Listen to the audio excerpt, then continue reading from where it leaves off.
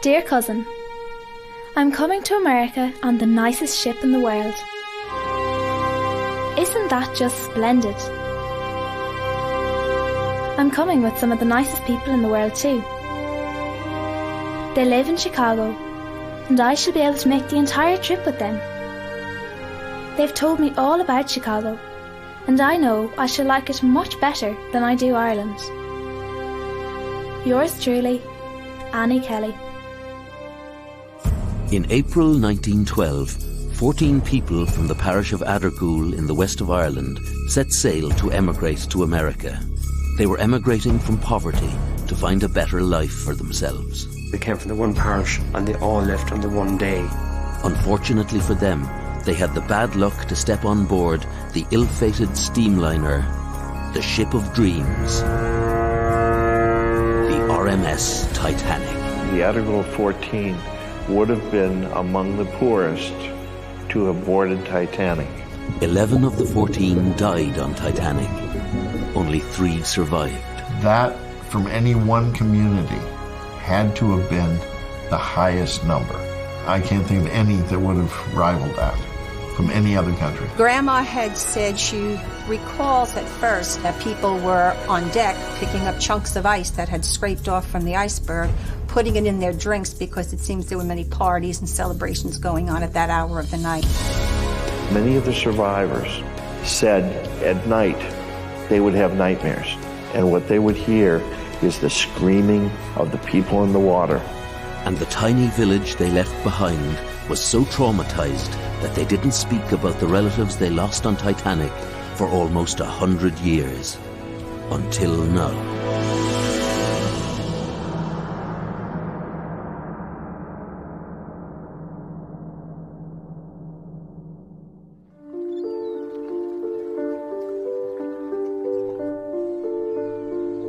Adergool is a small townland in North County Mayo on the west coast of Ireland. It's a remote but scenic area situated between the shores of Lough Conn and the foothills of Navan. At the heart of Adergool is the tiny village of Lahardane. In 1912, the population of Lahardane was only 96 people living in 22 houses. The Adergool story was one of the most tragic of the people's stories on Titanic, and it was the numbers of people that were involved. There were 14 young Irish people from Adergool Parish in County Mayo. Of the 14, all but 3 did not survive the disaster, and this is a very, very high percentage of loss. The Adergool 14 travelled together in 2 main groups. Catherine McGowan was related to Annie McGowan. Catherine lived in America and had returned to Adergool to bring her niece Annie back with her. While she was at home, her tales of success in America encouraged the 14 to travel together with her as a group. It's just fantastic. She travelled around recruiting more people to go. She was obviously going to set them all up in certain jobs in Chicago if they came with her to Chicago. And being as successful as she was always very enthusiastic about this adventure. Annie Kate Kelly, her friend Delia Mahan, Nora Fleming and Bridget Donoghue already had plans to emigrate to America, but the prospect of travelling together with Catherine McGowan meant safety in numbers. Catherine Burke was a close friend of Catherine McGowan's. Catherine and her husband John were only married a year and had been childhood sweethearts. They realised that their only hope of living the life they dreamed of together was to emigrate. Dear Ellie, I suppose you've already heard of the fit I've taken. Well, I'll be sailing for America on the 11th of April with Kate McGowan. You'll be thinking I'm in terrible distress, but no, I'm quite happy going. When I sent you the shamrock, I'd no notion of going, no more than the man in the moon, but made up me mind all in a minute. I'm very short of time just now, as I'm busy as ever I can be. Kate McGowan is here. I'm going to a funeral. I must close. With love to you, from Catherine Burke. P.S. The name of the steamer I'm going on is called Titanic. Upon hearing of their plans, John's sister Mary Burke also decided to travel with them. Mary Mangan was also a friend of Catherine McGowan. She too lived in America and had returned to Adergool to announce to her parents the news of her engagement to be married. Pat Canavan was 21 years of age, a rugged West of Ireland lad. He too was leaving Ireland in search of a better life. He travelled with his friend James Flynn and his cousin Mary Canavan, who was also James's stepsister. Mary Canavan's friend Delia McDermott travelled with them. They were the only group to go together, all together, from a parish, from any area in the country. Ireland in 1912 was a very tough place to live. It was a poverty-stricken country where people lived under a cold, wet climate. Large families of 10 or 12 people were crammed into tiny 3-roomed houses.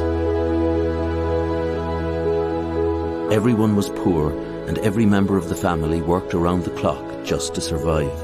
It was literally a hand-to-mouth existence. There were difficult times. There was no income around here. It was a poor, impoverished area, and the population were the same, poor and impoverished. It was a hard, tedious, mundane task to survive here, for everyone here. Because life was so tough, communities were very close-knit and they depended on each other completely to survive. Everybody knew each other well. Whole communities worked together to save the hay or bring in the turf. It was this closeness that brought relief to the hard lives they lived. They had no money.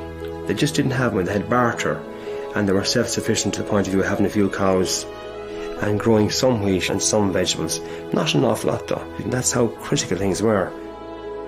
They lived in humble houses. They were really grim, old, damp cottages. They were cold because they weren't very well off and they weren't very well fed, and nutrition was very poor.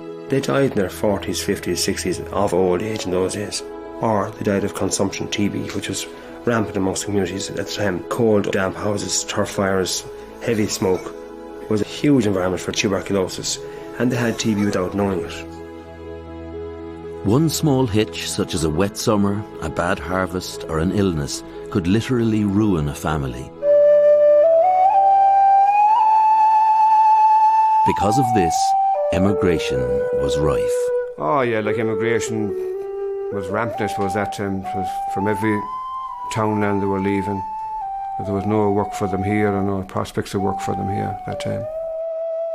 Between 1850 and 1912, over 4 million people had emigrated Ireland, a huge figure considering the population was only 8 million. Nearly every family in Ireland had a relative abroad.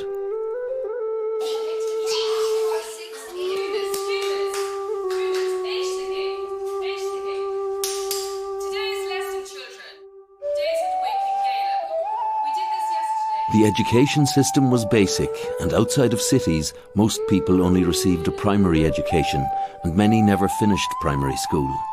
Emigrants left as young as 14. School records across Ireland show the scratched-out names of those marked "Gone to the USA." In fact, it became a fashion, a rite of passage. Families would proudly await and display photographs and letters from America, England, Australia.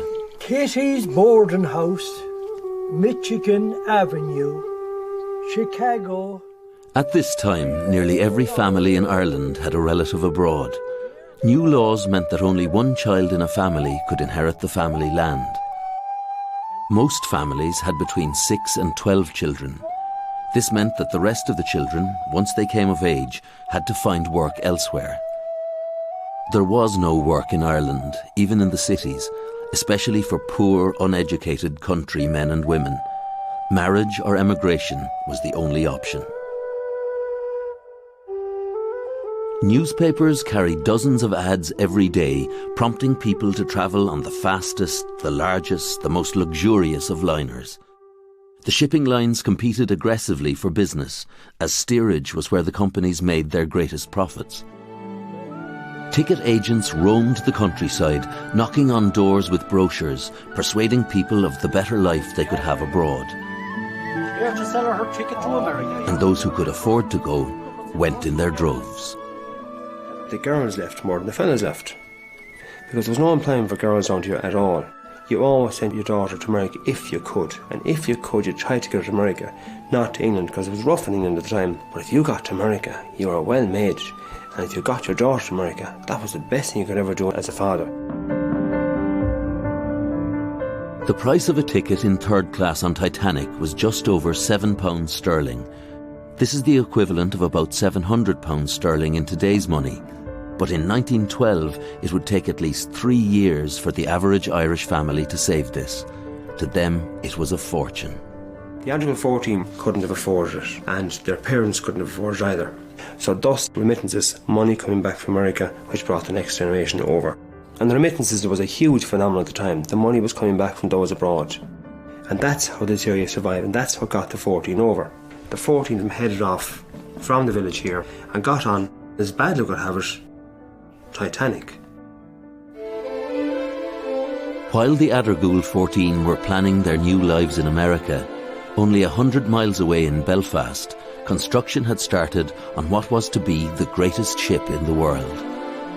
This was the ship that should have taken the Adergool 14 to their dreams, but instead took them to their graves. Construction began on the Titanic in 1907. It took 3 years to build. At the time, it revolutionized sea travel, as it was the largest, fastest, and most luxurious ocean-going steamliner ever built. It was the first ship that was guaranteed unsinkable. Titanic cost £1.5 million sterling to build. In today's money, that's £400 million. Harland and Wolff employed 15,000 people during this period.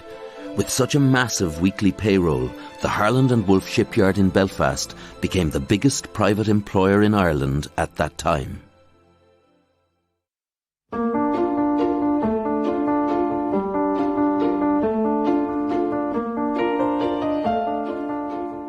Dear Annie, I hope this letter finds you well.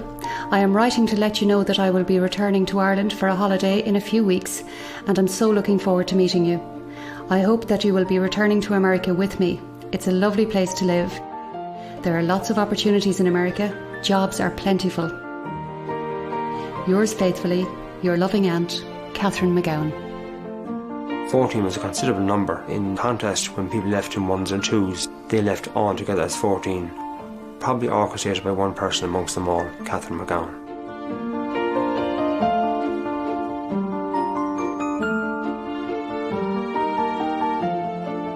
Catherine was the perfect example of a successful emigrant. She had made it big in Chicago, having set up a boarding house providing room and board to the newly arrived Chicago immigrants. She was a rich entrepreneur and had returned to Ireland to escort her niece Annie to Chicago. Dear Auntie, I'm really looking forward to going to America. I'm very glad that you are coming to collect me. I'm looking forward to the opportunities ahead of me, and hopefully, with your help, I'll be able to find some work. Yours, Annie McGowan. When she returned to Adergool, she returned a very different lady from the girl who had emigrated 22 years previously. Catherine was now a wealthy woman and returned dressed in finery and loaded with money and tales of the opportunities and riches that could be found in Chicago. Catherine knew all of the 14 and actively persuaded them to travel together with her to America. She told them stories of broad streets, jobs aplenty, and lives beyond their wildest dreams. One by one, she persuaded them all to travel together at the same time on the same ship. I'm related to Annie McGowan. When Annie finished school, she was in contact with her aunt, Catherine McGowan. The 14 would be very much excited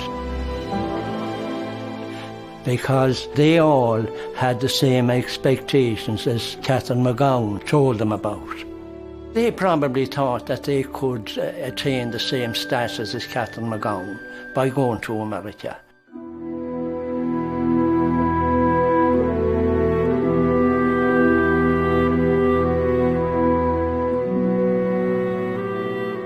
The week of the 8th of April 1912, there were 14 wakes held in houses across the townland of Adergul. There were 14 deaths to be honoured. These weren't real deaths or real wakes, but American wakes. Ireland has always had lots of customs and traditions. One of these was the tradition of the American wake. When emigrants were leaving to go to America, their family and friends would hold a symbolic wake. Emigrating was like a death. A person who emigrated in these times would most likely never see their family or friends again. Most emigrants, bar the lucky few, never returned to Ireland once they left.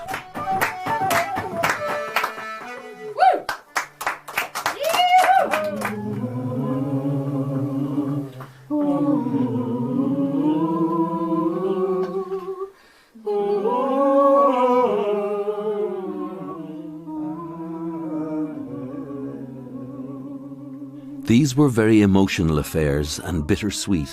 Very sad for the family of a person leaving and for the person themselves. But also, the prospects of a better life were exciting.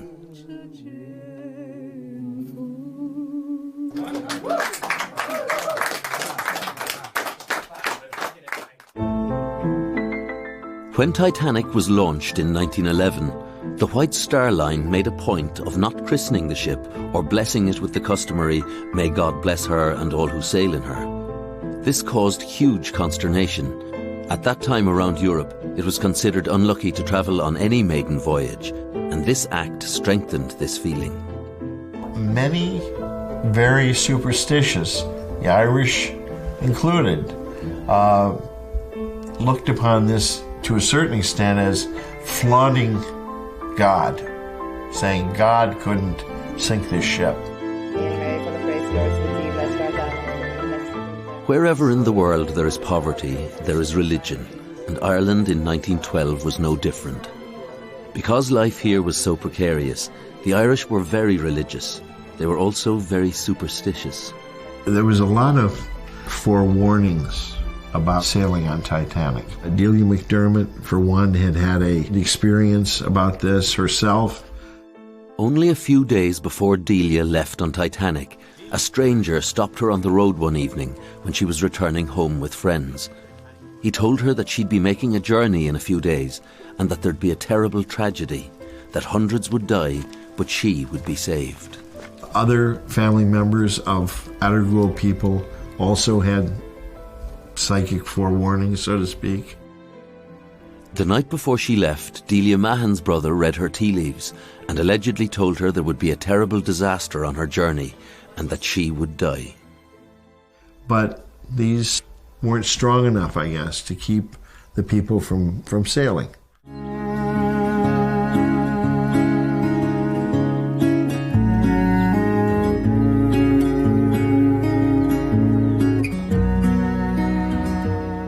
The day before the Adergul 14 left Ireland, they spent their final hours preparing, packing, and with family. Mary Mangan spent this time with her parents before going back to America to get married and start a new life. Catherine and John Burke were also preparing for a new life.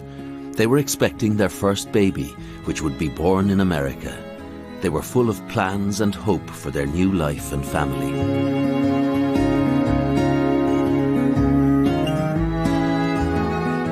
Delia McDermott's mother told her that to be a lady in America, she had to wear a hat, that all ladies wore hats there. She told her that to be a real American lady, one must arrive in New York wearing a hat and gloves. The day before Delia left, her mother took her to Hickson's shop in Crossmolina to buy her first hat and gloves.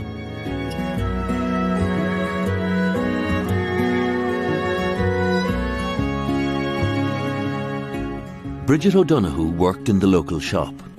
The day before she left, the 3-year-old daughter of the shop owner asked Bridget to send her back a ring from New York. To get the sizing right, Bridget measured the little girl's finger with a piece of string.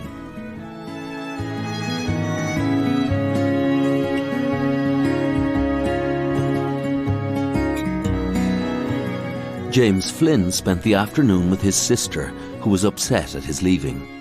She had been deaf since birth, and James was the only one of her family or friends that could sign with her. He promised he'd send her a ticket for her passage once he got to New York.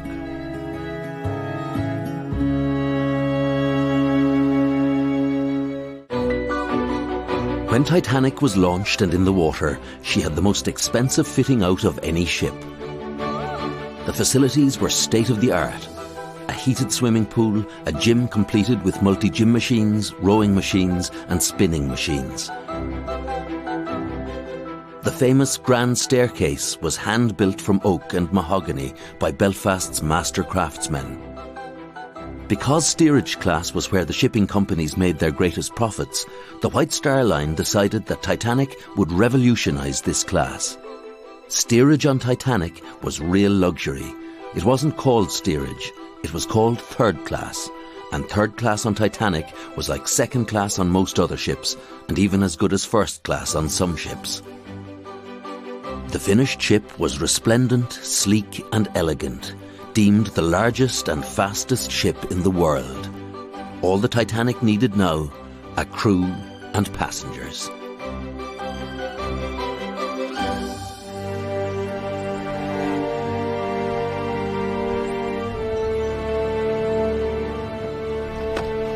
On the morning of April 10th, 1912, the Adergool 14 made their way to Castlebar train station.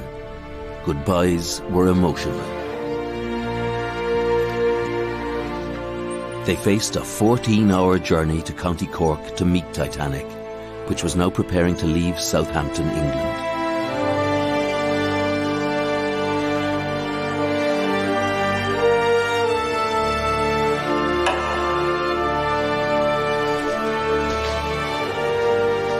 When the 14 reached Castlebar train station, they were excited but nervous. This was final, and they were now leaving home. 14 tickets to Queenstown.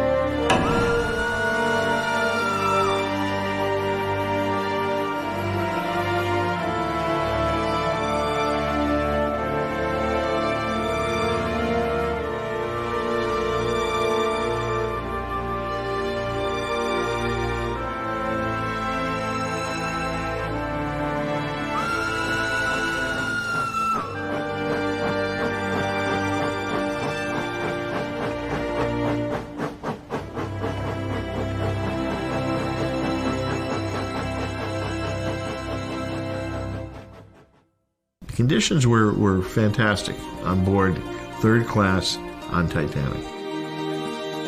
The accommodations on Titanic were unbelievable in third class for these people. For the Adergool 14, the experience of being on Titanic was amazing. It was the first time they saw electric lights, the first time they had the luxury of a bed to themselves. It was the first time they had proper washing and toilet facilities.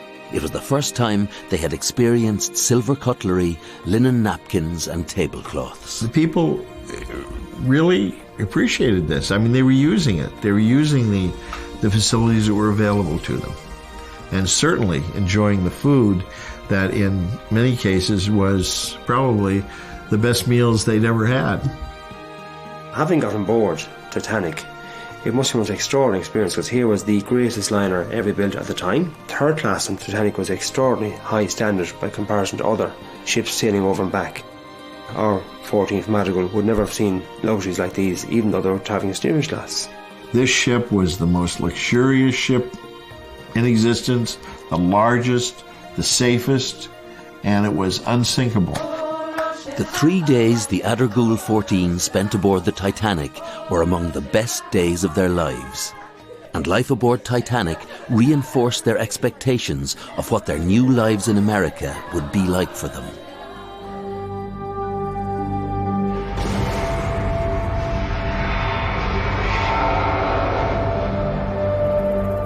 Annie Kate Kelly was my aunt. She was in bed when somebody woke her up and said the Titanic is sinking. She thought they were teasing her. But then somebody else came and they said, oh yeah, you've got to get out.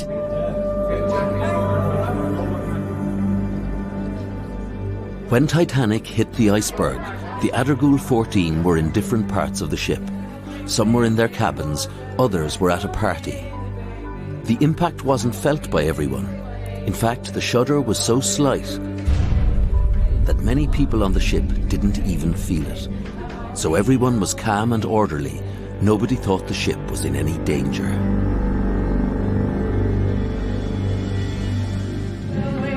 Grandma had said she recalls at first that people were on deck picking up chunks of ice that had scraped off from the iceberg, putting it in their drinks because it seems there were many parties and celebrations going on at that hour of the night.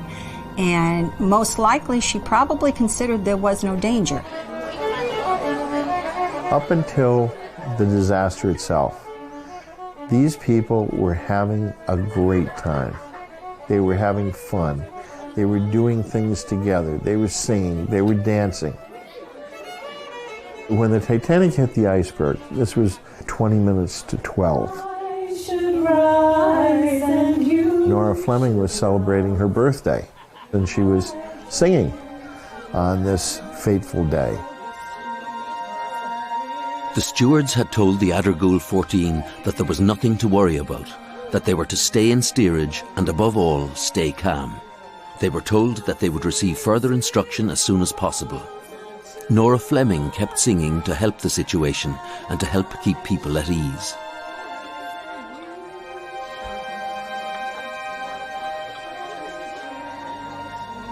As time went on, however, the Addergool 14 became more and more anxious. Stress began to increase and pressure began to show. However, they did their best to stay calm like they were told to by the stewards. And I think that lasted so long until they saw the slant of the ship, the way it was sinking. And that's where the panic started. And despite the panic, the Addergool group seemed very organized in this. The men came to find the women and realized we have to get out of here. We have to find a way to the lifeboat. The people in the steerage class weren't given access to the upper decks to get the boats. You could not get access to second class or first class from steerage. You had to go through gates and barriers, and they were kept that way, and they were manned by crew who were told to keep them down below until we had order. They knew from the beginning there weren't enough lifeboats for at least 1,000 people that were on board that ship. But it was even worse because the lifeboats are set up in such a way that the first 8 lifeboats were on first-class deck space. Now, no other class was allowed in that area. So those first 8 boats went off with almost entirely first-class people. The Addergool group was very organized. The men got the women together and they started working up the decks. And the only way to do that till you got to the uppermost deck was by literally putting women in your hands and boosting them up onto the next deck. So literally you had 3 or 4 decks you had to ascend to get to the boat deck. And it was only the last one that there was a stairway that could be used to get onto the boat deck itself. It has to be called heroic, I think. When the Addergool group got to the lifeboat decks, there were only 3 lifeboats left. In the panic, the group lost each other in the crowd. Catherine and Mary Burke each got a place on a lifeboat, but when John Burke was refused access, both Catherine and Mary got out of the lifeboat to stay with him. Annie Kate Kelly was put on a lifeboat in their place.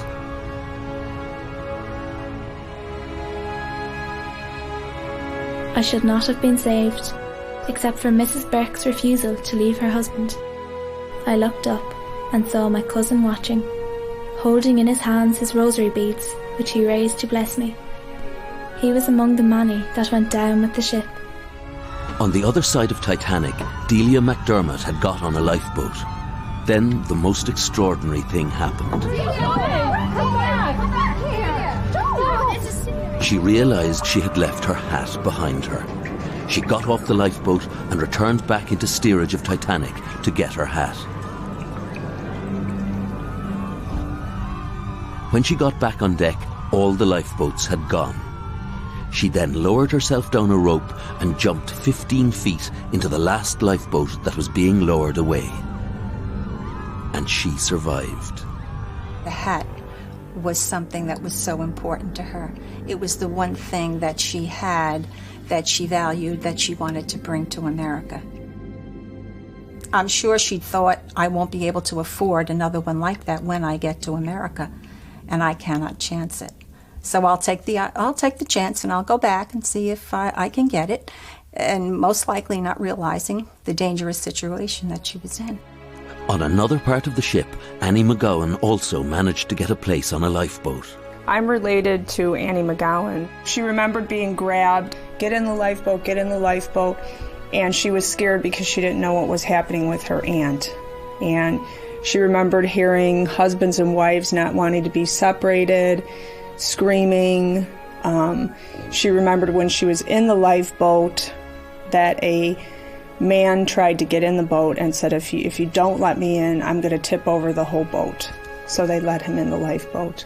But her biggest concern was for her aunt and what had happened to her aunt. And I believe in the lifeboat they tried to reassure her and tell her that her aunt was on the next lifeboat.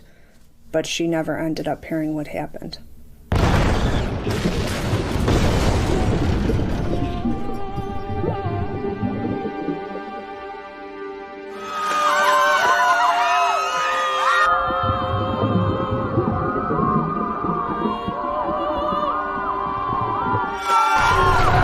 All of a sudden, she said it just busted in half, and she thought a boiler had broke, and that's what caused it. And that's when she said you really heard a lot of screaming.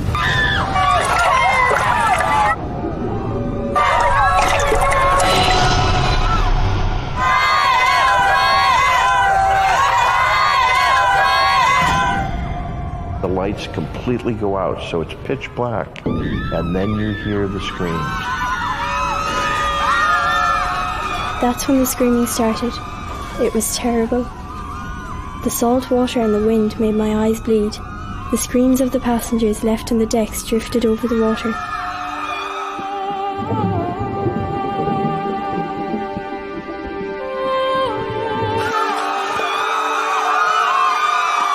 It was horrible.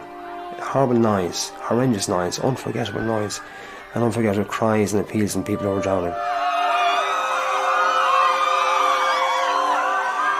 Those who actually entered the water, when you land in the water, the temperature was 0 to 1 degree. Most of them wouldn't be able to swim for a start. If they wore life jackets, you can't swim with the life jacket on you. You float like a cork. The more you struggle, the worse it becomes for you, because you use up all your energy and you get cold rapidly. You last about 14-15 minutes and then you slip into unconsciousness.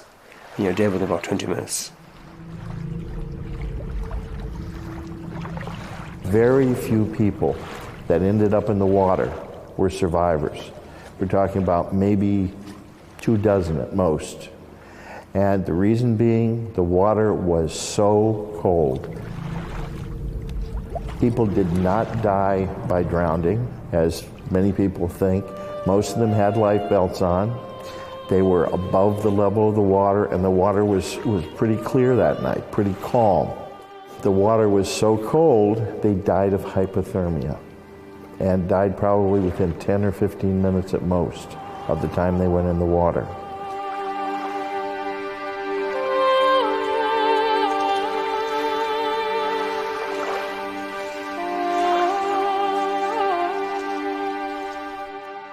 There were just a few stars out, there was no moon.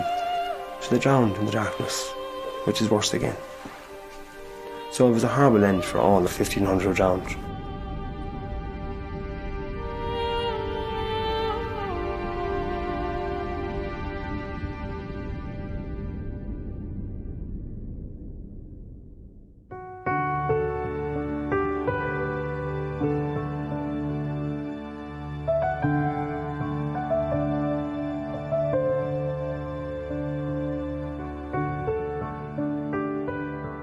Of the Adargul 14, only 3 survived Titanic.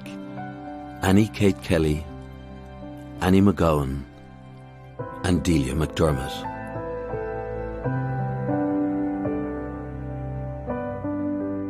On arrival in New York, they were taken to St. Vincent's Hospital, where they remained for 2 weeks. All 3 were badly traumatized and very weak. Most of them got very good treatment from the hospital staff. They were kind of special people because of what had happened to them. But that wasn't necessarily true of the representatives of the White Star Line. Annie Kate Kelly was my great aunt. The doctor was quoted as saying he didn't think she would survive. Every time she closed her eyes, she would relive the tragedy all over again. She couldn't eat, she couldn't drink. She was just distraught, which was a real contrast from the way I knew her. I knew her as a very, forthright kind of person, very witty, and with tremendous strength of character. My mother was very, very stressed out, and according to her 2 aunts, they couldn't even talk about the incident at all, that she was very, very sick. Delia McDermott was my grandmother. She came on the Titanic with 2 girlfriends, and both of them perished. She was so traumatized by the sinking of the Titanic that anything that would remind her of it would cause her a lot of anguish. As these people were recovering at St. Vincent's Hospital, the White Star Line representatives very definitely took advantage of these people when they were ill, when they were not thinking properly, when they were in hysterics, and would go into the rooms and have them sign papers. And the papers basically said they would settle with the White Star Line for $25. No matter how much they had lost on board, no matter what kind of injuries they had had. In other words, they were signing off everything to the White Star Line that they could have sued for later for $25. Annie, from the White Star Line. We needed to sign this. With your ticket to Chicago.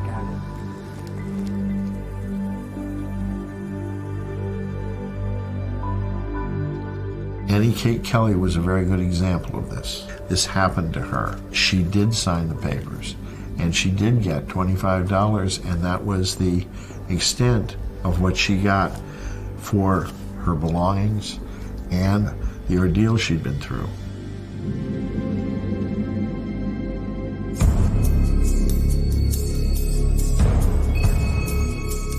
Mary Mangan did not survive the Titanic. Her body was discovered on April 22nd. It was the 61st body to be retrieved from the water, and it was easily identified because of the jewellery that had been found in her effects. In particular, there was a gold watch with her picture inside, and her name was engraved inside M. Mangan, and also engraved on the outside M. Mangan. She had her engagement ring that was listed in her FX, but later on there was a notation added that there no ring in effects, so the ring went missing at some stage. It was never returned to the family. Her body was buried at sea, her clothing was buried with her, and they returned her personal effects to the family. The reason that they buried some at sea and not others was because some of the bodies were too decomposed and would be difficult for embalming. There were still bodies being found floating until as late as June 1912, the same year. The bodies of the remaining 10 of the Adargul group, Delia Mahan, Mary Canavan, Pat Canavan, Catherine McGowan, John Burke, Catherine Burke, Mary Burke, James Flynn, Nora Fleming, and Bridget O'Donoghue were never found.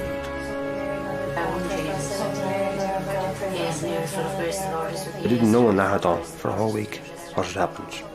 They got wind after 5 days, but the information was inaccurate for a start, and it was exaggerated, and then they couldn't give you the proper story. No one knew who drowned and who survived. And then eventually the authorities had the names and numbers in New York.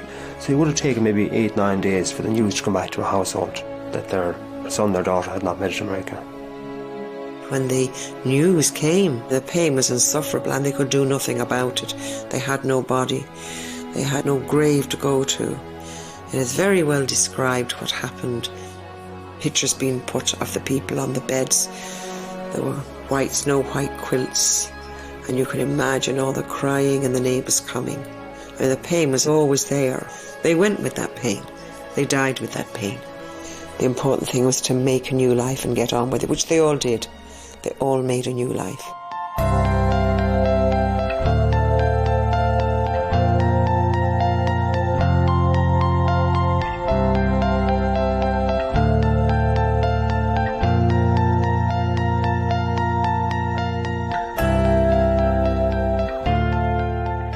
Graham and Mom and Dad. Had to be my sister's wedding, I'm sure.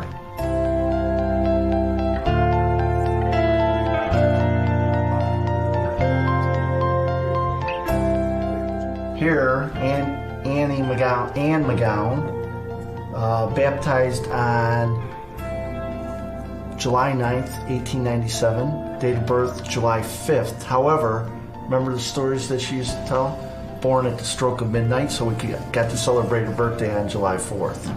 She's the only person born between the 4th and the 5th. What that means, I never could. That's the truth. Annie McGowan was my grandmother. There's close to 100 of us that would not be here if she had not survived the Titanic. Annie McGowan was my mother. And when she came here, all she had was a nightgown, slippers, and a coat. She was sick for quite a while, and they were afraid that she would lose her mind if it was constantly brought up. And then, of course, her aunt had died on the ship.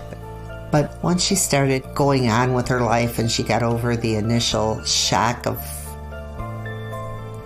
the experience, I mean, I don't think you ever really get over it, but she led a normal life. And then she went to secretarial school and she got a job. And shortly after that, she met my dad and they got married. She had 3 girls. My sister Fran, my sister Jackie, and myself. My mother was a very strong lady, a very feisty, determined person. When she made up her mind to do something, she did it. Nothing was going to get in her way. She was going to get it done. She didn't like something, she told you. I discovered her newspapers in a drawer when I was a teenager. She had the original newspapers about the sinking of the Titanic in the drawer. And she never ever talked about it prior to that.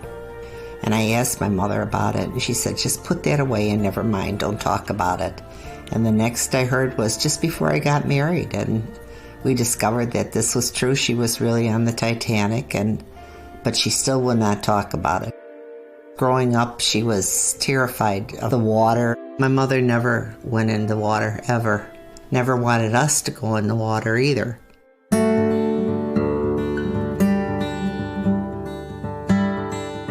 Delia McDermott was my grandmother.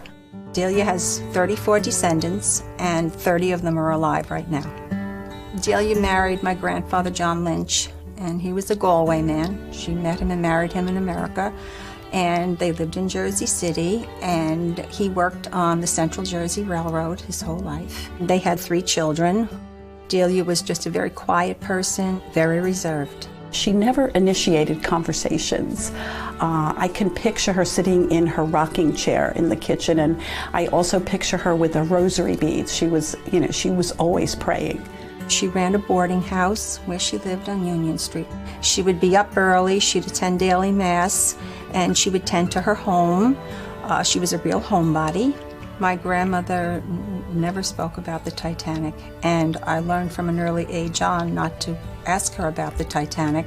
Perhaps it's a feeling of anybody who survives a disaster where others have lost their lives, and you wonder, why did God spare me? Especially for her, after she got herself up out of a lifeboat and was able to get back into a second lifeboat, which was amazing, because I'm sure by the time she got into the second lifeboat, there were people struggling to find lifeboats and to get into one, and she was fortunate enough to get into one 40 minutes before it sank. She never spoke about going home again.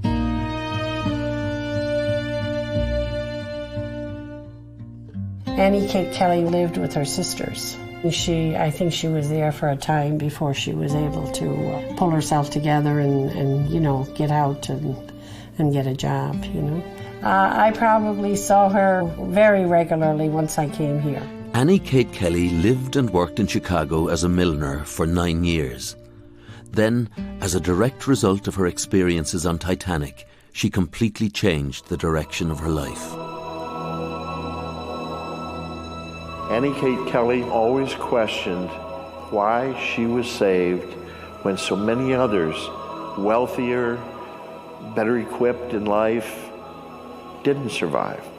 And she always felt a calling and ended up giving her life to the Lord and became a nun and was a teaching nun for most of her life. Sister Patrick Joseph, she took my father's name. He was Patrick Joseph also. She said, well, I decided if I wanted to make a life for myself, I had to put the Titanic behind me and move on. She taught in many of the grammar schools in the Chicago area. She was a very straight-laced lady, very fond of family and very into her students. A lot of young people actually kept in touch with her, those whom she had taught until she died.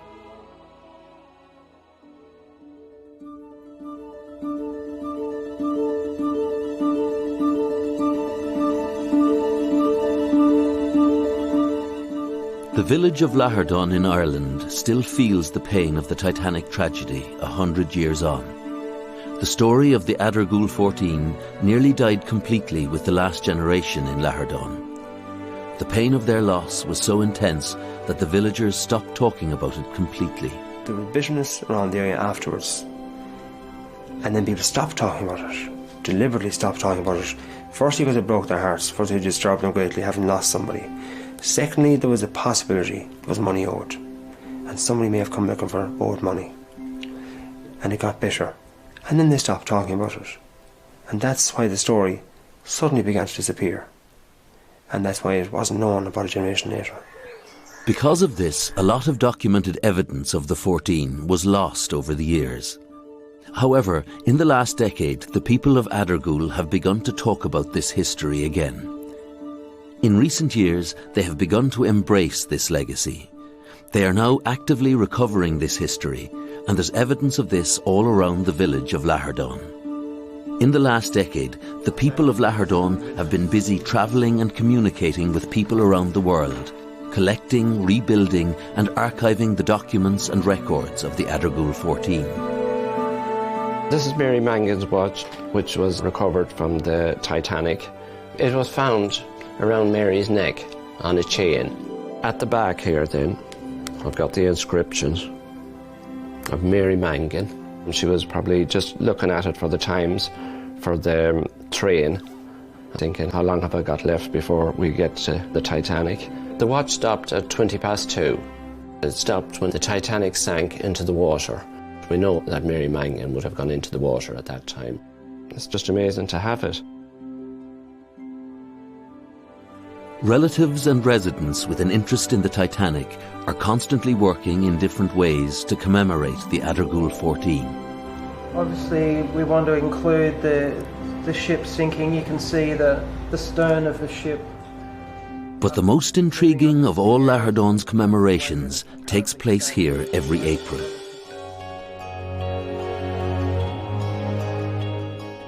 On the 14th of April at 2 a.m., a candlelit procession slowly winds its way through the village to the local church.